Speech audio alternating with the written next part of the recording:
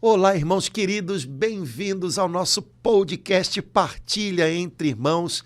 Estamos aqui mais uma vez abrindo as portas da comunidade Bom Pastor para acolher você com muita alegria. Estamos juntos para mergulhar um pouquinho mais na palavra de Deus e inspirar o nosso coração com a palavra do Senhor, que é luz para os nossos passos. Se você gostar da nossa partilha, se ela for edificante para você, coloca um joinha aí, um comentário, compartilha com alguém, faz alguma coisa, dá um sinal de vida para que a gente possa estar um pouquinho mais juntos e fazer chegar um pouco mais longe a palavra do Senhor. Laura Beatriz, minha irmã, você está bem hoje? Tudo bem? Graças a Deus, na alegria do Espírito Santo e profundamente grata a Deus, Padre Antônio. Foi tão profético, o Senhor... o Espírito Santo tem inspirado ao Senhor Esdras e Neemias a reconstrução com todas aquelas imagens fortíssimas que a gente viu ontem e anteontem, né? Então, foi como assim uma preparação, né? O Senhor falou tanto, várias vezes, né? No podcast passado e no outro também, no anterior, né? A necessidade de, quando a gente vê ruínas, né? De reconstruir. Então, assim... Foi profético, né, Padre Antônio? O senhor não podia imaginar que a gente ia ver aquelas imagens tão incríveis como a gente está vendo até hoje, né? Aqueles irmãos voltando de carroça, a pé, de carrinho de mão, mas voltando, sabe Deus para onde? Voltando para a terra deles, mesmo sem casa, né? Então, assim, a Esdras e Neemias... como se a gente pudesse ver, eu tive vontade de voltar a pegar o livro, porque eu falei, meu Deus, que inspiração que Deus deu ao Padre Antônio. Agora eu vendo todas essas imagens, se eu não tinha entendido, dá para eu entender, né? Como é importante, nem sempre a destruição está daquele jeito, é verdade. Às vezes, algumas coisas quebradas, não destruídas. Mas, de qualquer maneira, a importância, a gana daquele povo de voltar, né? Mesmo com tudo destruído, disposto a reconstruir, me ajudou a entender melhor ainda Esdras e Neemias, Padre Antônio. Então... Temos coisas para reconstruir aqui também. Temos, Padre Antônio. Então aqui vamos pegar os nossos carrinhos de mão, né? Pegar as nossas bicicletas. É o que tem? Então vamos lá, né? A gente tem que ser capaz de olhar para a realidade, né? Eu acho que a gente vive num tempo que... como é que eu posso dizer isso? A gente vive num tempo que, de alguma maneira... ilude muito a gente com fantasias e a gente às vezes idealiza demais algumas coisas e, enfim, quando na verdade a vida ela é do jeito que é e a gente precisa aprender a olhar para a realidade e ver na realidade que nem sempre é bonita, que nem sempre é o suficiente que a gente gostaria e encontrar nela a matéria-prima para a gente retomar, refazer, se refazer, né? Sonhar é algo muito bom, mas quando a gente sonha e perde o contato com a realidade, isso já é uma enfermidade, né? Então, é bom sonhar, mas lembrar que planos, sonhos, projetos, tudo isso só é possível quando a gente tem os pés no chão e a gente abraça a vida do jeito que ela chega. Né? E a gente entende que é a matéria-prima que a gente tem. É o que Deus nos deu, está aqui. Então é com isso que eu preciso dar passos. Reconstruir tem muito a ver com isso. Né? Não se é preciso reconstruir, é porque eu não tenho nada idealizado, eu não tenho nada fantasiado, eu tenho coisas que estão aos pedaços. Então vamos embora, vamos reconstruir. Né? Por isso eu amei a mensagem, o milagre às vezes vem quebrado. A gente viu essa semana na internet, né, no dia de Nossa Senhora Aparecida, um jovem, aquilo. Eu acho que é da comunidade Colo de Deus, né, ele fez um desenho e escreveu lá no desenho, né, o milagre às vezes vem quebrado. Lembrando um pouquinho a história da imagem de Nossa Senhora Aparecida, história maravilhosa, que foi encontrada em duas partes, né, primeiro o corpo, depois a cabeça, porque ela estava no fundo do rio e partida, né? Então foi um milagre, sem dúvida, encontrar aquela imagem, mas o milagre aconteceu aos pedaços, vamos dizer assim, em parte, né? Como às vezes acontece na nossa vida. E se a gente não é capaz de reconhecer o milagre partido, né, aos pedaços, a gente pode até acabar jogando ele fora, né? Então, ter essa capacidade, né, de ver Deus agindo, de ver o que Deus vai colocando nas mãos da gente, também quando as coisas não estão prontas, quando elas não chegam prontas, né? Há umas 2 semanas atrás, já não lembro, uns 2 domingos atrás, o evangelho da missa era aquele no qual Jesus comparava a nossa fé com um grão de mostarda, né? E lá na paróquia eu sempre dou um grãozinho de mostarda para as crianças nesse dia, quando tem um evangelho que fale do grão de mostarda. Que legal, Padre Antônio. Jesus compara a fé com o grão de mostarda, Jesus compara o reino de Deus com o grão de mostarda, e eu achei engraçado, e eu sempre digo para as crianças que quem trouxer na semana seguinte o grão de mostarda vai ganhar um prêmio, né? A gente dá um chocolate, alguma coisa, né? Mas as crianças guardam, elas dão um jeito de guardar o grão de mostarda. Lindo, Padre Nós Antônio. teve uma menina que plantou. E como a gente faz, às vezes, na escola, né, quando as professoras dão um grãozinho de feijão e dizem que a gente tem que colocar num algodão molhado, né? Ela fez isso com um grãozinho de mostarda. Eu achava que não ia brotar nada, porque como eu tenho um compartimento cheio de grão de mostarda lá em casa já de muito tempo, que eu vou dando para as crianças, eu pensei, bom, não adianta nem falar para elas plantarem, porque isso já deve estar... Mas uma menina plantou, e ela me apareceu lá nesse último fim de semana com um potinho e o grãozinho de mostarda brotou um brotinho com 2 folhinhas já, numa semana. Coisa, né? Mais linda, e eu falei, Padre nossa, Antônio. Você plantou e já brotou, olha, vamos colher muita mostarda aqui. Ela levou de volta para casa, né? Mas eu achei legal, porque eu pensei, bom, esse grão de mostarda não vai dar em nada, nem sugeri que as crianças plantassem, mas uma plantou, e aqui plantou, ele germinou. Eu falei, essa daí de fato usou a fé, né, para fazer isso. Deus nos dá semente. Deus nos dá semente. A gente gostaria que ele desse coisas prontas, né? Que caísse do céu um troço pronto nas mãos da gente. Mas Deus trabalha com semente. Se a gente não é capaz de acreditar na vida que há dentro das sementes, a gente deixa elas escapulirem e a gente perde, né? Então, reconstruir, semear, tudo isso tem a ver com aquilo que Deus põe nas nossas mãos e o quanto a gente acredita naquilo que a gente tem nas mãos. Então, hoje, nós aqui também vamos reconstruir, vamos semear o que Deus está dando para a gente. Talvez não esteja pronto, mas é o começo. Talvez esteja aos pedaços, mas se a gente juntar os pedaços, a gente vai ver que é como um quebra-cabeças, tem sentido, vale a pena. Amém, amém. Padre Antônio, preciso partilhar com o senhor, para mim foi uma novidade, o senhor vai me olhar com a cara de, Laura, mas primeira vez que eu falei, peraí, setembro, no Brasil, é o mês da Bíblia, da Palavra de Deus. E outubro, mês das missões, de anúncio. Eu nunca tinha feito essa relação. Laura. Não, a relação de setembro ser mês da Bíblia e outubro mês da missão. A relação, o link, a ligação direta, né? Anunciar o quê? Certo. Que missão? Missão, mas sim, missão como? De que forma? Mas hoje, em 2025, esse ano santo de 2025, a minha ficha caiu, Padre Antônio, de uma forma assim... Entendi. Tá, eu tenho que, primeiro, né, viver, ler, deixar a palavra de Deus semear, reconstruir aqui dentro. Aí sim, agora, né, mês de outubro, mês das missões, que deve ser o ano inteiro, né? Porque Jesus, né, no último dia dele aqui, antes de ascender os céus, ele pediu isso para todos. Não foi só para os apóstolos, não é bom esclarecer, né, Padre Antônio? Sem dúvida. Tem gente que acha que foi só para os apóstolos. Então, aí, a minha ficha caiu. Eu falei, tá, então o Senhor, nosso Deus, inspirou a igreja... É no mundo inteiro, Padre Antônio, o mês de outubro? Mês missionário é no mundo todo. No mundo inteiro. Mês das missões. Então, uma lembrança para a gente anunciar a palavra de Deus.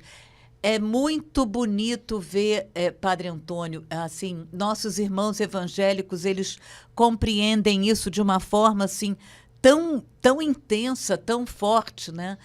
Então, aí eu vejo assim que a nossa igreja católica, então, nesse mês, nos recorda, nos chama a anunciar. E eu não preciso ir para Angola, né, Padre Antônio? Copacabana é terra de missão. O senhor fala isso sempre para a gente, né? Para nós aqui na comunidade Bom Pastor. Copacabana é terra de missão, né? Então, um desejo imenso no meu coração, Padre Antônio, de, junto com a igreja, assim, de estar atenta ao lugar, né, ao momento, à hora em que Deus está chamando para eu anunciar, né? Basta uma palavra, né, como Jesus falou, não preciso ser no microfone, como aqui agora, né? Mas, de repente, ali na fila do Mundial, pode ser o momento, né? Bom, vamos por partes. vamos dividir o que você falou em duas partes, porque são duas coisas importantes, né? Primeiro, onde eu estou, onde Deus me colocou hoje, eu tenho a tarefa de dividir com outros o que Deus tem ensinado a mim, o que Deus tem colocado dentro de mim. Então, esse trabalho de evangelização, esse estilo de vida evangelizador, ele deve acompanhar todo batizado, todo cristão, né? Nós somos enviados por Jesus a isso, né? Ide pelo mundo inteiro, anunciai o evangelho a toda criatura, fazei discípulos em todos os povos. Isso tem uma dimensão pessoal aqui onde eu estou. Primeira coisa. A segunda coisa, essa missão que é de todo fiel, mas portanto, da igreja inteira, ela tem uma característica particular no que se refere nesse movimento de saída de onde eu estou para novos lugares, novos ambientes, onde o evangelho ainda não é conhecido, para alargar as fronteiras da igreja. Então, isso é um segundo elemento, que é o caráter mais missionário, né? Missão tem muito a ver não só com a evangelização, mas com o fato de que a igreja ela nasceu já com a missão de alargar suas fronteiras. E isso só acontece quando a gente se desacomoda e faz um movimento de partida, de saída. Isso envolve concretamente pessoas no seio da igreja que fazem esse movimento, sair do seu lugar original para ir para um lugar novo, onde o evangelho deve ser anunciado.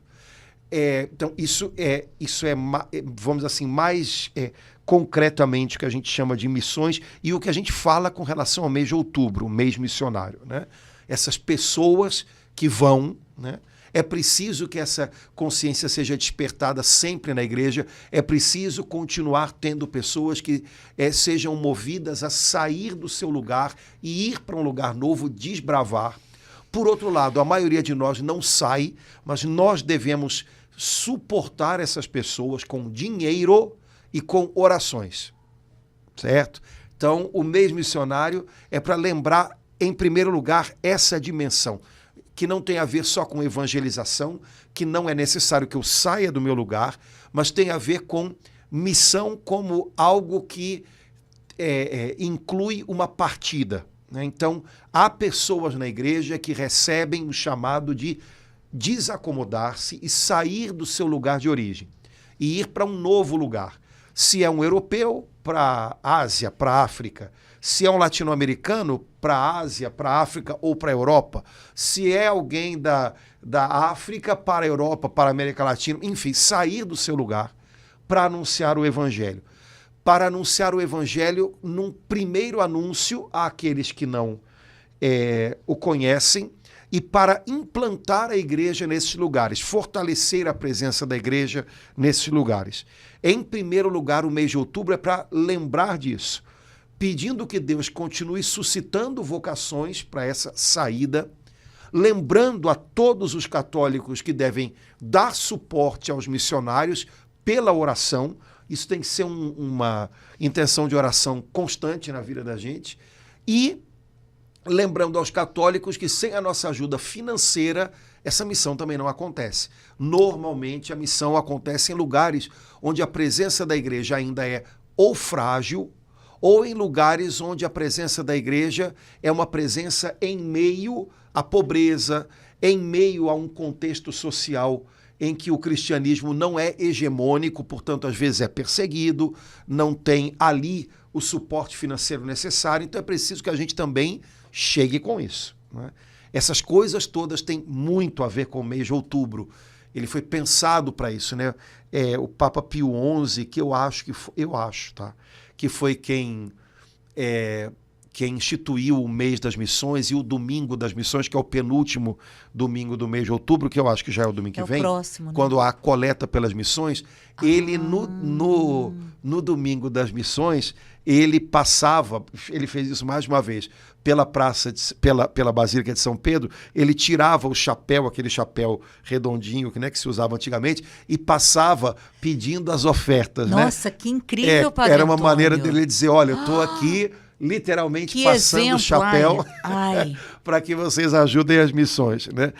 Então, o penúltimo domingo de outubro, que é o domingo das missões, é quando é feita essa coleta, que normalmente a CNBB, né? a CNBB assim, coloca, olha, tantos por cento fica no próprio país e tantos por cento, 70%, 80%, vai para territórios de missão. Aí se diz, são 1.000 e não sei quantas dioceses, eu já não lembro mais, que são as que recebem o suporte para existir da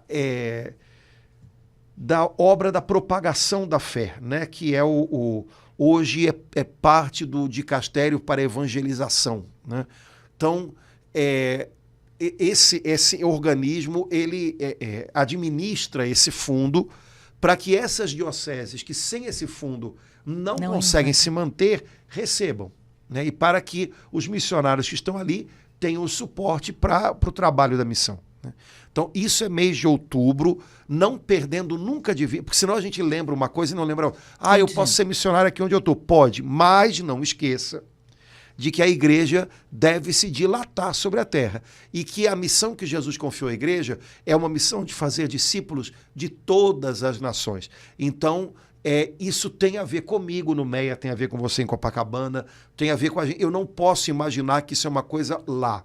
Isso é uma coisa aqui. E só acontece porque aqui a gente se mobiliza. Senão, não dava conta. O Papa Leão tinha isso que o senhor acabou de falar, tão forte no coração que, no primeiro momento que ele se dirigiu como Papa depois de eleito, foi muito comovente, né, Padre Antônio? Ele fez questão de falar em espanhol, porque até 3 anos atrás ele estava lá, Chiclayo, eu não lembro o nome da cidade, né? No interior do Peru, como missionário. Sim. Ele foi enviado como padre agustiniano, depois bispo agustiniano, para aquele lugar, terra de missão. Então ele é originalmente norte-americano, Estados Unidos, né? E estava fora da sua terra, né? Num outro lugar no interior do Peru, né? Em estado de missão.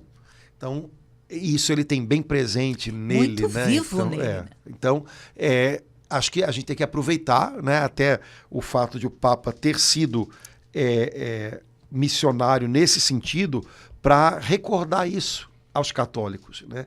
Eu devo me importar com aqueles que estão Você pode imaginar, né? Numa região diferente da sua, com uma cultura diferente da sua, com uma língua diferente da sua, anunciando Jesus, né? Anunciando Jesus.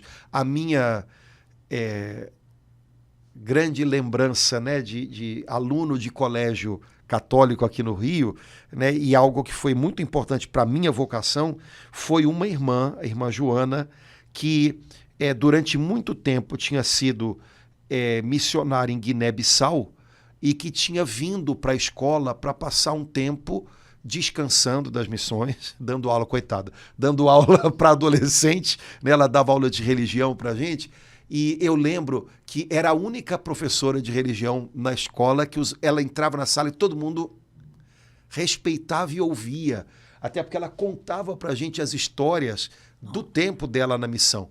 E aquilo, engraçado, aquilo ficou dentro de mim, né, de uma maneira que me inspirou muito, né? Ela passou, acho que 2 anos com a gente lá e depois voltou para a África. Só voltou para o Brasil anos depois. Hoje já está bem velhinha, não tem mais assim, muito uso de razão e tal, mas é uma pessoa que eu lembro com gratidão e rezo por ela, porque passou 2 anos contando para a gente as coisas que aconteciam na missão, na África, né?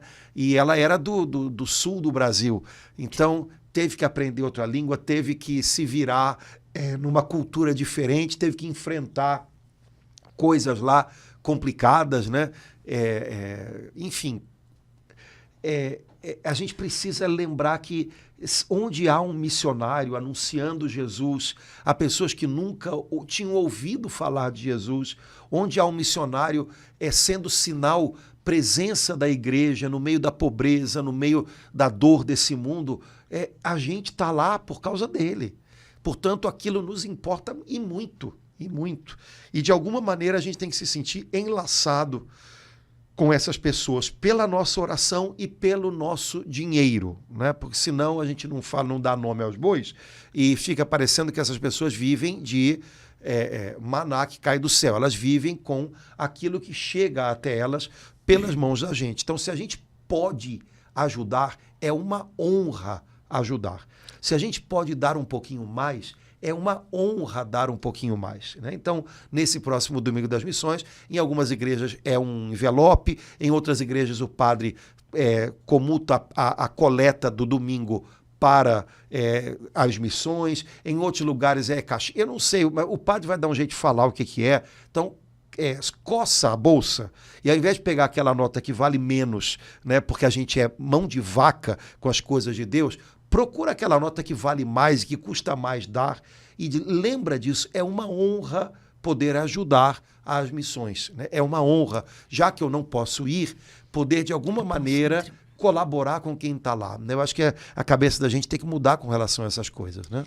Padre Antônio, enquanto o senhor falava, assim, meu coração ficou apertado, porque, assim, aqui nessa paróquia, Nossa Senhora de Copacabana, tem missa 8, 10, meio-dia, 6 e 7, e eu sei que tem lugares, não precisa ir para Angola, não, embora precise ir para Angola, aqui no Brasil, né? Na Baixada Fluminense, eu sei, né? Para não dizer Amazonas, né? Pará, e outros lugares também no interior do Brasil, né? Então, assim, uma consciência maior, é sempre bom a gente lembrar disso enquanto o senhor falava, né? Poder expressar essa gratidão. Senhor, eu moro aqui no Rio de Janeiro, aqui, tem missa ali, domingo eu posso, se houve alguma coisa eu posso, mas tem pessoas que andam quilômetros, né, para poder...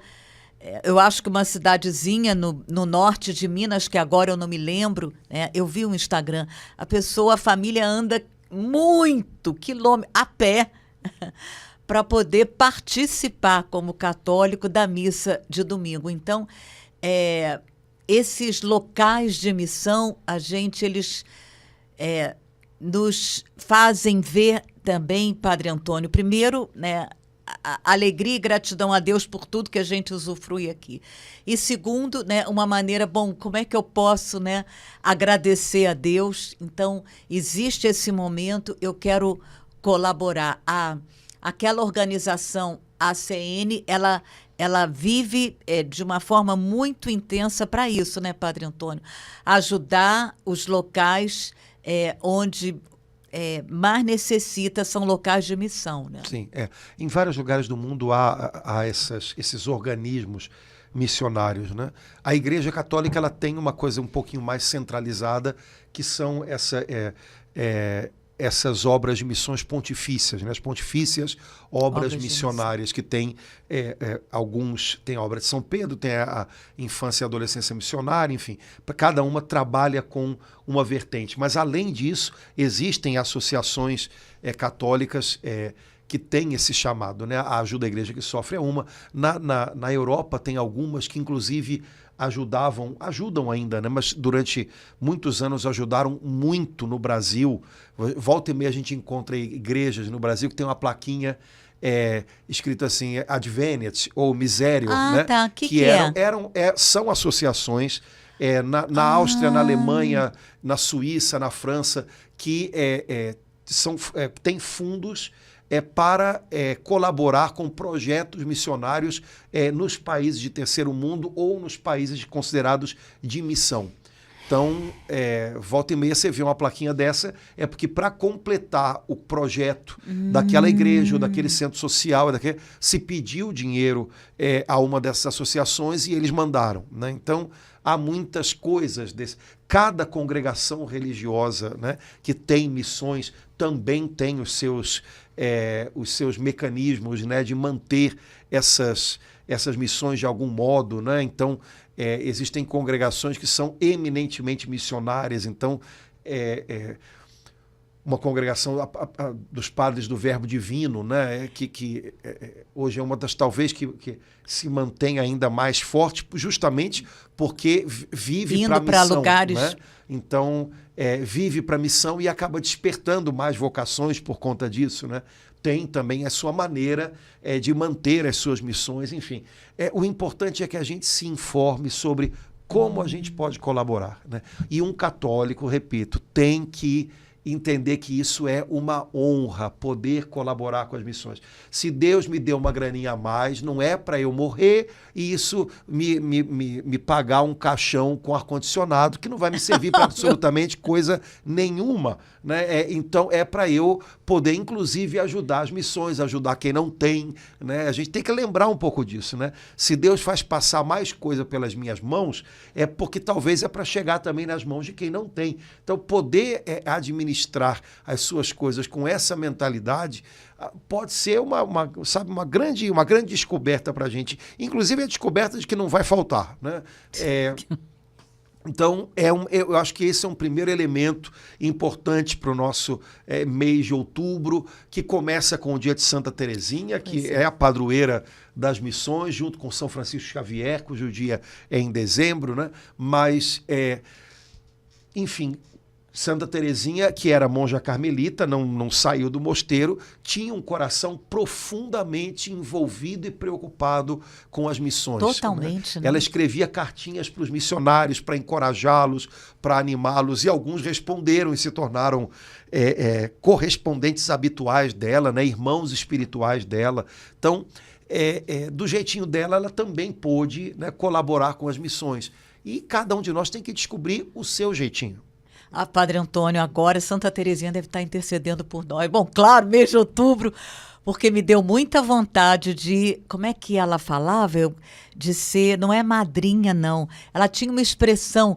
Como é que eu posso me unir a um padre missionário? E eu sei que tinham dois, especialmente, que intensamente se correspondiam com ela. Um, eu acho que era no norte da África. O outro, agora eu não me lembro. Que beleza esse exemplo que ela dá. Imagina eu poder, de alguma forma, me unir a um padre missionário, né, na China. Meu Deus, não posso imaginar um padre na China, um padre lá em Gaza, né, um padre lá no Paquistão. Então, que beleza a gente poder, de alguma forma, se unir em oração e em doação financeira a um desses missionários distribuídos em tantos lugares necessários. Né? Isso tem a ver com as disposições da gente. Né? A gente está falando disso não porque tudo se resolve, não, mas é porque, de alguma maneira, isso desperta uma consciência e uma generosidade maior da gente, né? Por essa realidade que é tão fecunda, que é tão bela, que vamos dizer assim, é característica, faz parte do DNA da igreja, né? E que tem que ser algo presente no coração de todo cristão, de todo católico, né? Enfim, lembrar que a gente pode fazer sacrifícios pelos missionários, né? A gente, isso também é uma forma de rezar, né? Sacrificar-se, né? Oferecer um dia que a gente faça um jejum, alguma dificuldade maior que a gente viva, né? Ao invés de vivê-la aos trancos e barrancos, oferecê-la pelas missões, né? Então, enfim, o amor é criativo, e quando a gente ama alguma coisa, né, quando a gente compreende algo da missão da igreja, a gente se torna criativo em colaborar, em participar daquilo. E a gente pode viver isso de modo especial agora, nesse mês, mas, né, imprimindo isso como algo para a gente ao longo do ano todo, a gente pode viver isso agora com relação às missões. Então, acho que é algo que a gente podia abraçar. Né? Então, isso é um elemento, né? O elemento das missões entendido como algo bem específico, né? Missão para fora, né? Missão para longe, missão que desacomoda alguns e missão que deve despertar generosidade em todos, né? A outra dimensão que você falou de missão, Laura, que eu vou chamar mais de evangelização, né?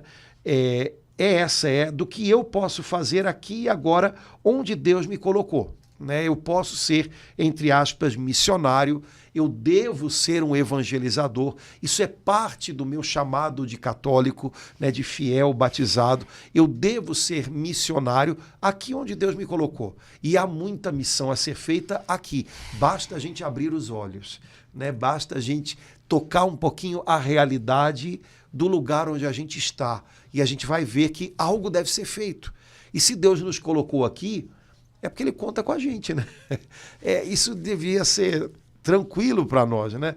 A gente pode reclamar tanto, né? A gente que é brasileiro, de modo especial carioca, reclama tanto. Ai, Deus me livre, queria ir morar em outro lugar. Ok, você vai? Não, vai continuar. Então pensa assim, uma parte da transformação dessa realidade sofrida do nosso Brasil, do nosso Rio de Janeiro, passa pela gente.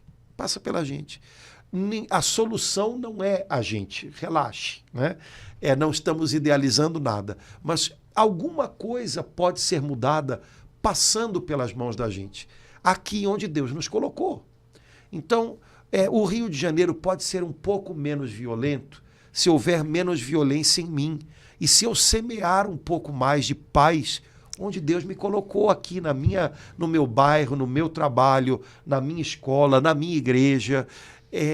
Bom, o Rio de Janeiro é uma cidade onde há tanta confusão, onde é tão fácil se perder de Deus, pois eu posso ajudar a transformar isso, sendo sinal da presença de Deus nesse Rio de Janeiro, né? Com a minha atitude, com a minha palavra, com a minha presença, sinal de Deus aqui. Então, essa dimensão, né, missionária da nossa vida diária, da nossa vida cotidiana, no lugar que Deus nos deu, nessa terrinha prometida que é a de Deus para a gente hoje, onde a gente está, essa consciência, a gente deve cultivá-la também, né? Padre Antônio, eu preciso falar para o senhor, assim, algo que às vezes me dói. O senhor lembra que existe um livro chamado Ide e Evangelizai os Batizados? Uhum. A primeira vez que eu vi, eu falei, peraí, não é o contrário?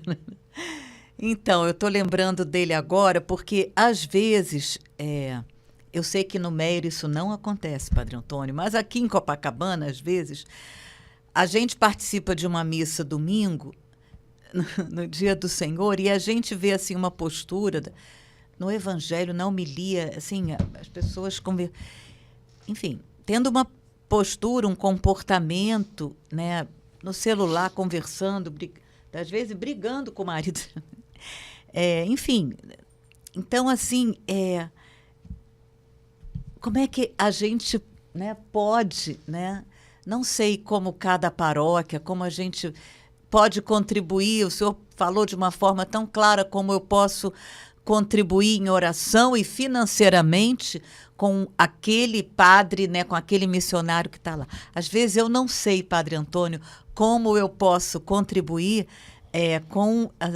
eu não vou, né, ensinar, não é por aí, mas como eu posso contribuir para aquele católico que, assim, pode ser que seja um julgamento meu, né? Pode ser sim, mas que a gente percebe que não foi evangelizado, que não conhece Jesus, que não conhece a palavra, que não sabe que nós temos um Salvador e que o dia de domingo, né, é o dia por excelência, né, de louvá-lo.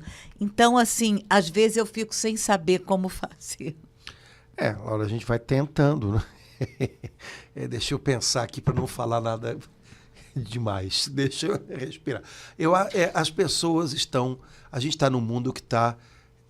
como é que a gente pode dizer? Desestabilizando demais a gente. Então, o fato de que a pessoa entrou na igreja, no templo, não significa que porque ela entrou num ambiente que deveria ser um ambiente mais sereno, um ambiente sagrado e tal, vai imediatamente aprumá-la, vamos dizer assim. A gente está desestabilizado ao longo do dia. Se você entra na igreja, você entra desestabilizado. Bom, eu espero em Deus que a gente não saia tão desestabilizado, mas você entra desestabilizado. E aí a gente tem que levar em conta isso, né? As pessoas entram, e aí se elas entram agitadas, se elas entram vivendo a vida de maneira superficial, elas vão fazer isso na igreja. Então vão ficar olhando o celular, na hora da proclamação da palavra, vão ficar procurando um lugar para sentar, porque é assim, a pessoa é assim, 7 dias na semana, 24 horas por dia, não quer dizer que pelo fato dela ter posto o pé na igreja, tudo se arruma, né? Não, a pessoa traz para a igreja aquilo. O ideal seria, então, que, bom, pelo menos a gente pensasse assim, ai meu Deus do céu, que até a hora que essa pessoa vai sair da igreja, alguma coisa fique mais tranquila dentro do coração dela e ela saia um pouco melhor, né? Evangelizar os batizados é uma coisa que a gente deve, de fato, fazer. Então, vamos tentar, né? Fazer do nosso ambiente eclesial, né, do nosso ambiente de igreja, o templo, o momento da celebração, sempre um momento evangelizador, ou seja, oportunidades para que as pessoas não apenas cumpram uma tarefa social ou um rito, mas que elas possam ver o quanto aquele rito é genuíno, ou seja, ele é capaz de fazer com que elas entrem em comunhão com Jesus, né? Então, celebrar bem, ter uma linguagem evangelizadora, né, que aponte sempre para Jesus, tudo isso a gente deve tentar fazer. Mas sabendo que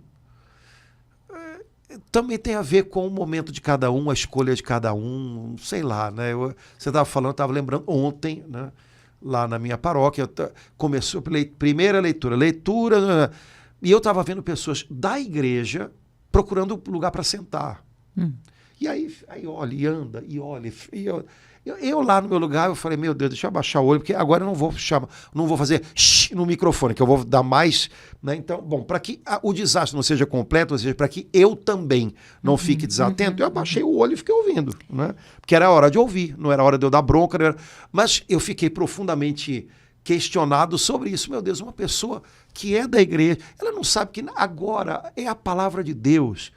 Então, ela deixa para sentar depois, ou então não senta, não vai morrer, a circulação não vai entrar em colapso se a pessoa ficar mais 40 minutinhos em pé, né, até o final da missa.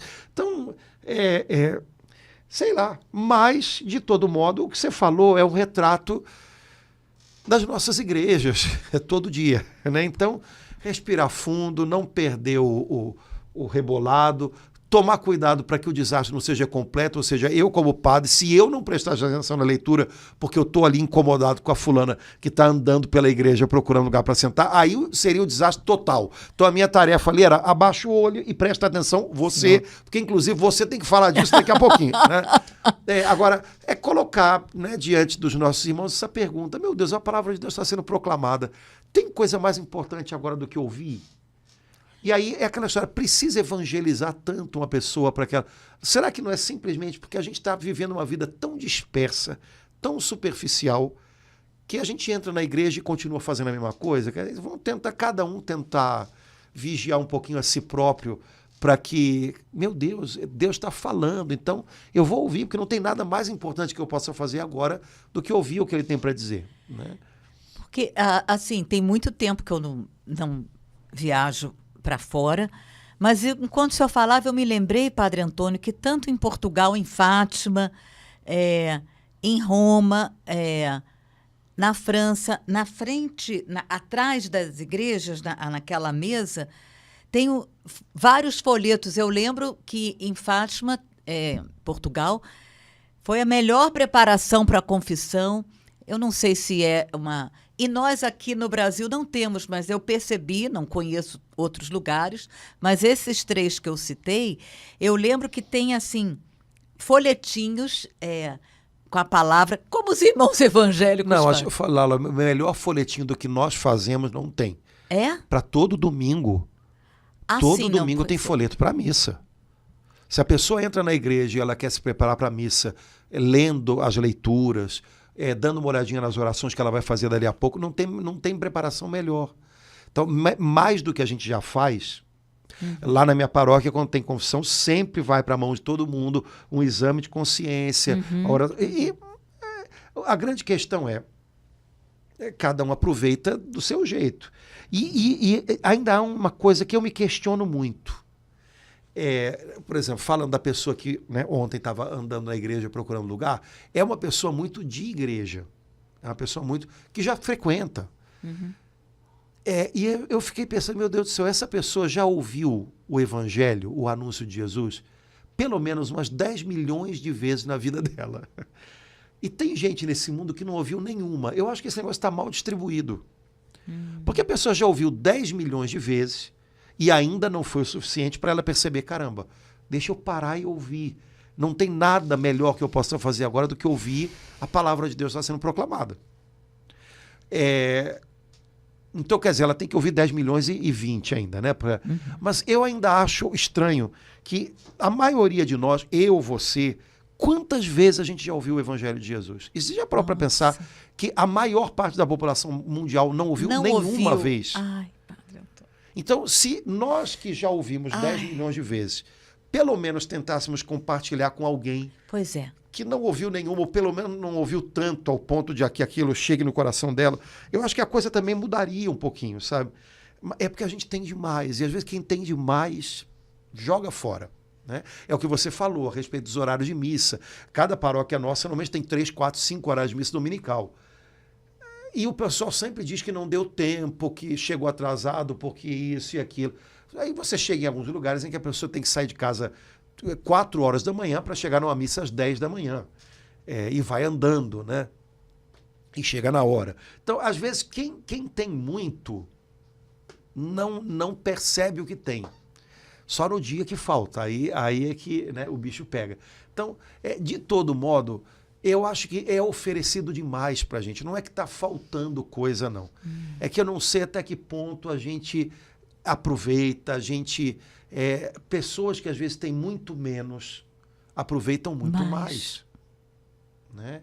Por isso Jesus diz, aquele que tem, até aquilo que tem, lhe será tirado.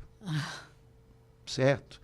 Esse evangelho tem a ver com essas coisas. Né? Aquele que pensa que tem, na verdade é o que Jesus diz, pensa que tem, porque recebe demais, mas não aproveita, até o que pensa ter lhe será tirado. Então, a gente tem que rever um pouquinho isso. Né? E no caso nosso, né, que a gente está falando de missão e tal, bom, se eu sou católico e eu já ouvi o evangelho 10 milhões de vezes, quem sabe não está na hora de eu dividi-lo pelo menos uma vez com alguém. Eu acho que essa é a questão. Mas a pessoa vai dividir o evangelho falando o evangelho de uma maneira linda, ela vai dar uma palestra. Não, eu acho que a maioria das pessoas com quem a gente convive ao longo do dia não espera ouvir uma palestra. Não, porque eu não sei, eu não fiz teologia, eu não sei responder se a pessoa me perguntar a questão da evolução das espécies. Eu acho que a maioria das pessoas não está nem preocupada com isso. A maioria das pessoas está num mundo que está fazendo a gente carne moída, e está precisando ouvir alguma coisa que as ajude a sabe, encontrar um motivo, um sentido para a vida. E às vezes o testemunho da gente, ou algo que a gente ouviu e que tocou a nossa alma, fez sentido para a gente, só isso já vai fazer a diferença no coração daquela pessoa. Então, às vezes o que falta é a gente ter coragem para dizer algo. Algo. Literalmente algo. Eu estava vendo, tem saído ultimamente, nesses últimos dias aqui, muitas notícias em sites, né, católicos, enfim, falando de missões, né, e dizendo, por exemplo, está havendo um boom de evangelismo, né, e de batismos, por exemplo, na França, que é um lugar complicadíssimo, né, por uma série de motivos em termos de religião, né?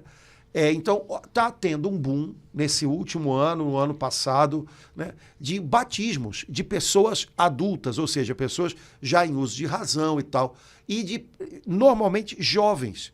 Então, uma molecada de 20, 21, 22, 25 anos, milhares de batismos na Vigília Pascal. Isso também está acontecendo nos Estados Unidos, né? Milhares de pessoas aderindo à Igreja Católica, e aí se descobre que é um primeiro contato pela internet. Eles veem coisas que nunca tinham visto, né? Uma igreja cantando, uma missa celebrada. Aí é tocado. Aí, o que é isso? Como é que é isso? E vai atrás, e quando vai ver, vai, né? Essa semana eu vi uma outra coisa, uma sondagem que foi feita para pessoas que não vão à igreja. E aí chegaram à conclusão incrível de que um número grande de pessoas que não vão à igreja disseram que, se fossem convidadas por alguém, iriam. Né? Quer dizer, então, Nossa, se você convida... Padre Antônio. Pode ser que a única coisa que está faltando é um convite. Ah, mas eu convidei fulano e ele não foi. Sim, convida outro.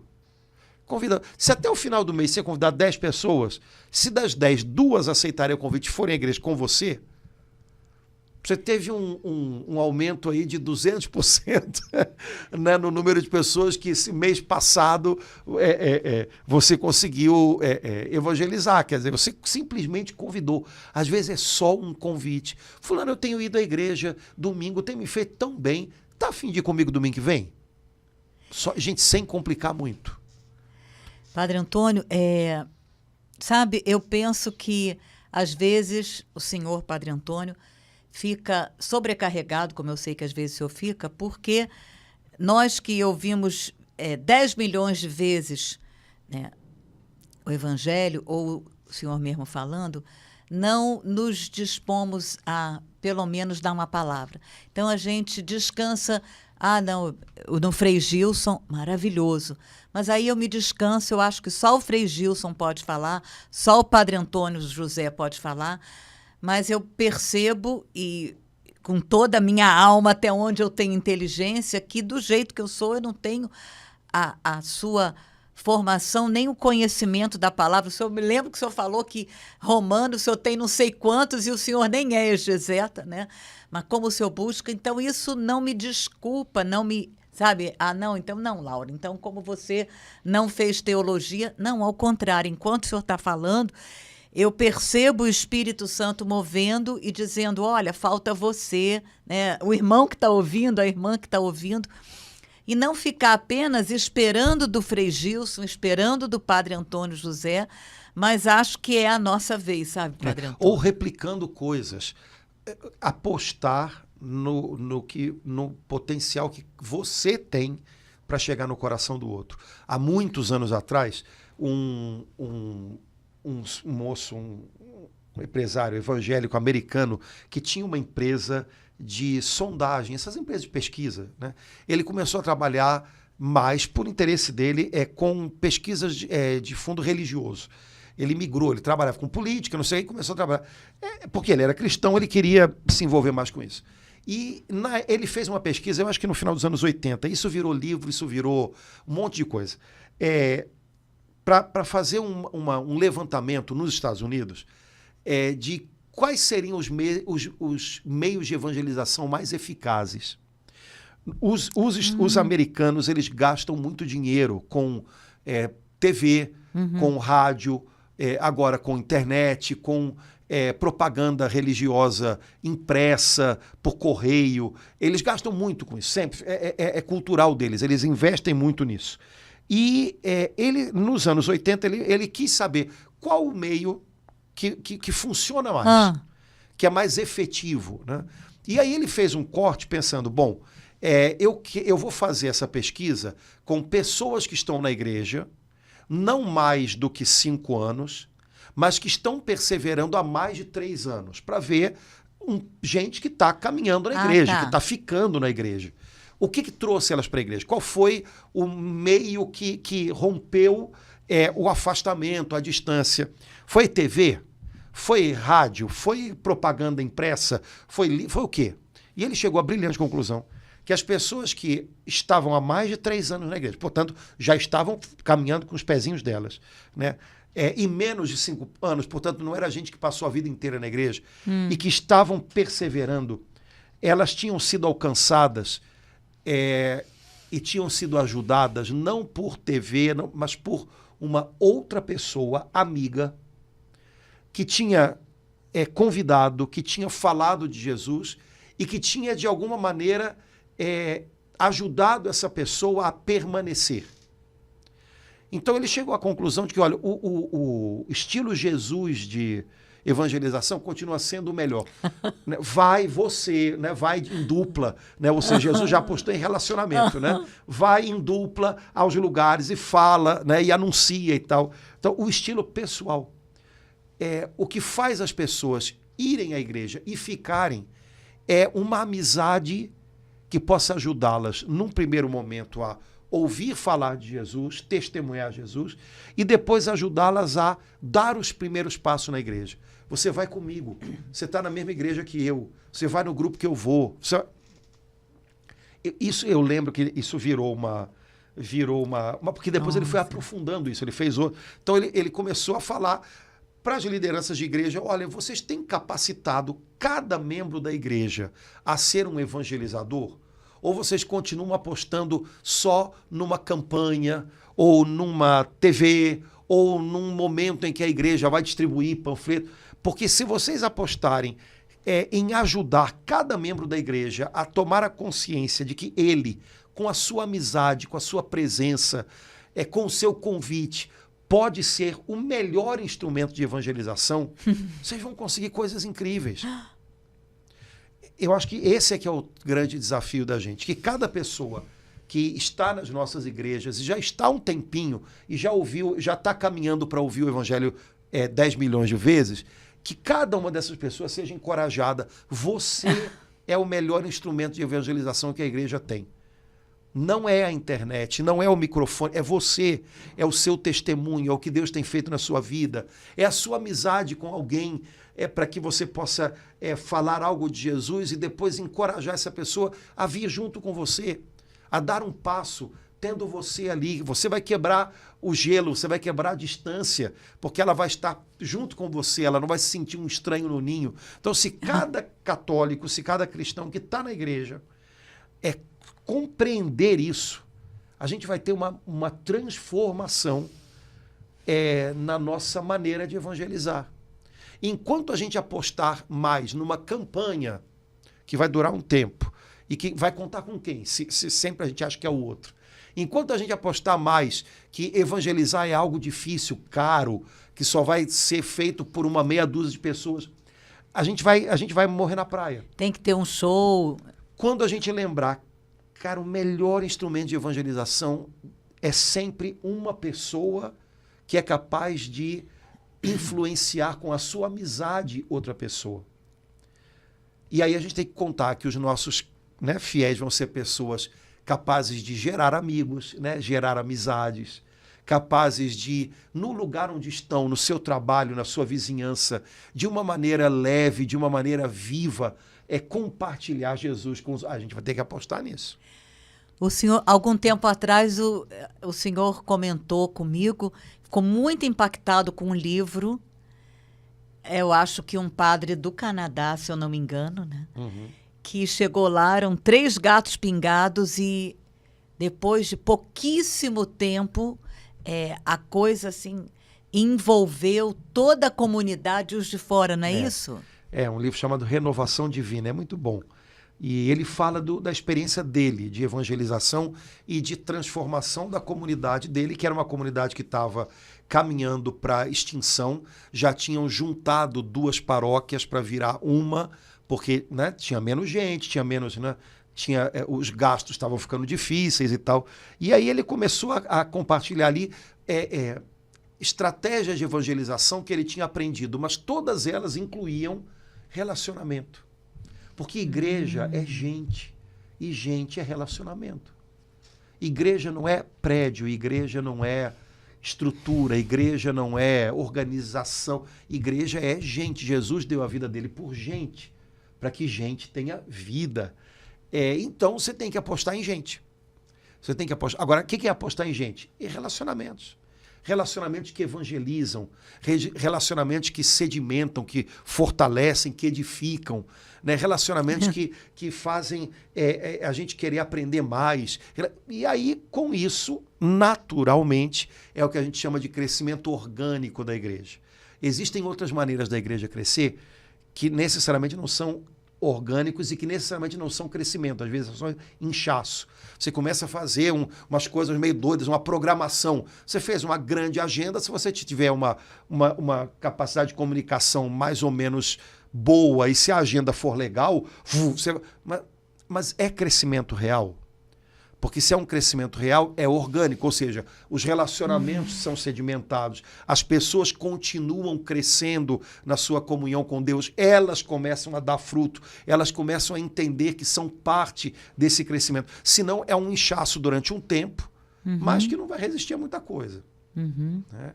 Muita coisa de inchaço da igreja esvaziou durante o tempo da pandemia. Muita coisa. Muita coisa que era feita em cima de agenda e não em cima de gente, em cima de serviços religiosos e não em cima de vida de comunidade, colapsou durante a pandemia. Né? E chegou em alguns lugares a não haver recursos, porque se você não tem uma comunidade que está caminhando junto, se você só tem uma agenda, quando a agenda fecha, o que faz? Né? E muita gente, eu conheço muitas comunidades, padres, inclusive bispos, dizendo isso. Não faltou nada durante a pandemia, porque nós éramos uma comunidade, a gente continuou ligado uns aos outros, a gente se conhecia, a gente sabia o que estava precisando, um ajudava, o outro ia ajudando. Por quê? Porque havia um crescimento orgânico da igreja. Era um crescimento real, não era um inchaço. Eram relacionamentos que estavam fortalecidos em Deus, eram relacionamentos que criavam compromisso, aí sim. Né? Então, apostar em gente foi o que Jesus fez. Jesus não criou sei lá o quê. Jesus não fundou uma banda, Jesus fundou uma igreja, que era gente, não era uma marca, era gente. Né? E está aí até hoje. Né? Então, quem sabe a gente continuar apostando nisso, hoje com todos os meios além, né, que a gente tem e que podem ser muito bem usados, mas se a gente voltar a apostar em gente, porque se você investe em gente, se você forma a gente, se você encoraja a gente a ser evangelizadora, se depois você coloca um microfone na mão dessa gente, se você coloca um Instagram, uma internet na mão dessa gente, essa gente vai ter muito o que oferecer. Meu querido, se você também não investe em gente, você pode colocar um microfone ou você dá uma chance na internet para uma pessoa e não vai sair nada dali, porque não tem nada vivo, não tem nada real. Não adianta você gastar dinheiro com isso daqui, se você não tem gente por trás disso daqui que tem ardor pelo evangelho. Não vai colar. Ou então vai ser só um desvio de rota, vai ser um inchaço que daqui a pouco esvazia de novo. Né? Então, Jesus apostou e aposta em gente. A gente tem que continuar apostando nisso. Né? Quando você falou do livro, né, e de evangelizar os batizados, o Prado Flores, que é o autor do livro, ele coloca uma coisa ali muito interessante. É uma das primeiras coisas, porque ele ensina a gente a evangelizar, de modo especial pessoas que já são sacramentadas, ou seja, já são batizadas, mas ainda não receberam o anúncio do evangelho. E ele dizia assim, logo no comecinho do livro, no processo de evangelização existem 3 agentes fundamentais: o evangelizador, o evangelizando e o Espírito Santo. Essa conexão tem que acontecer o tempo inteiro. Depois ele dava dicas de como passar o querigma, ele dava dicas sobre a mensagem e a maneira de expressar a mensagem. Mas ele falava sempre no comecinho, no processo de evangelização, 3 pessoas estão envolvidas: o evangelizador, o evangelizando e o Espírito Santo. Isso não mudou. Você pode meter aí no meio internet, você pode meter IA, inteligência artificial. Sempre no processo de evangelização vão estar envolvidas 3 pessoas: o evangelizador, o evangelizando e o Espírito Santo. Se esse trio não funciona, meu amigo, você pode colocar inteligência artificial, você pode colocar internet, pode colocar no meio qualquer outro instrumento. O instrumento não vai fazer o trabalho que essas 3 pessoas têm que fazer. Né? O instrumento não vai fazer a liga que essas 3 pessoas têm que ter. Então a gente tem que voltar sempre a isso, porque o elemento fundamental da evangelização é esse. Né? Então, na sua casa, o evangelizador, quem é? O evangelizando, quem é? O Espírito Santo, a gente sabe quem é. Esses 3 têm que funcionar. Tem que haver uma liga unindo esses 3. Senão, qualquer outra coisa não vai ser o suficiente. Então, vamos apostar nisso de novo.